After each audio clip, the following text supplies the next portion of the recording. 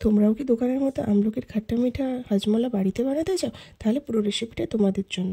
ফার্স্টে আমরা গরম জলে কিছুটা পরিমাণ নুন দিয়ে তারপরে আমরা যে আমলকিগুলো আমরা কিনে এনেছিলাম সেই আমলকিগুলো দিয়ে ভালোভাবে ঢেকে কিছুক্ষণ সিদ্ধ করে নিতে হবে। সিদ্ধ করার পর আমলকিগুলো থেকে আটিগুলোকে এমনিভাবে ছাড়িয়ে নিতে হবে। দেখবে অল্পতেই আটিগুলো ছেড়ে যাচ্ছে। ভালোভাবে ছাড়ানোর পর আমলকির যে টুকরোগুলোকে মিক্সিতে গ্রাইন্ড করতে হবে। তারপর একটা কড়াইয়ের মধ্যে গোলমরিচ, 2 চামচ গোটা জিরে, 2 চামচ মৌরি এবং জোয়ান এবং 2টো শুকনো লঙ্কা দিয়ে ভালোভাবে নেড়ে মশলাটাকে একটু ভেজে নিতে হবে। ভাজার পর সেটাকে সিলে বা মিক্সিতে দিতে পারো, তোমার বেটে একটা গুঁড়ো মিক্সড মশলা তৈরি করবে।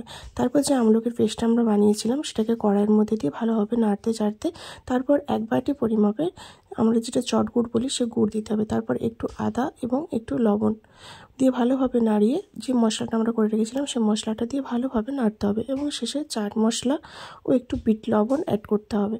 তারপর ভালোভাবে নাড়িয়ে যে গুড়ের পাকটা ভালোভাবে করতে হবে, নাহলে কিন্তু বলগুলো ঠিকঠাক হবে না। তারপর তুলে নিয়ে হাতে এভাবে বলগুলো ছোটো ছোটো করে পাকিয়ে নিতে হবে এবং এই পেস্টটা হচ্ছে চিনি, চাট মশলা এবং আমচুর পাউডারের একটা পেস্ট মিক্সিতে বেটে নেবে। তারপর এরকম হালকা হালকা করে বলের মতো করে রেখে দেবে এবং একটা কাঁচের জারের মধ্যে অল্প অল্প চাট মশলা, আমচুর মশলা দিয়ে ওই বলগুলোকে দিয়ে ধীরে ধীরে রেখে দেবে। তো তোমরাও বাড়িতে ট্রাই করে দেখতে পারো, কেমন হয়েছে জানিও।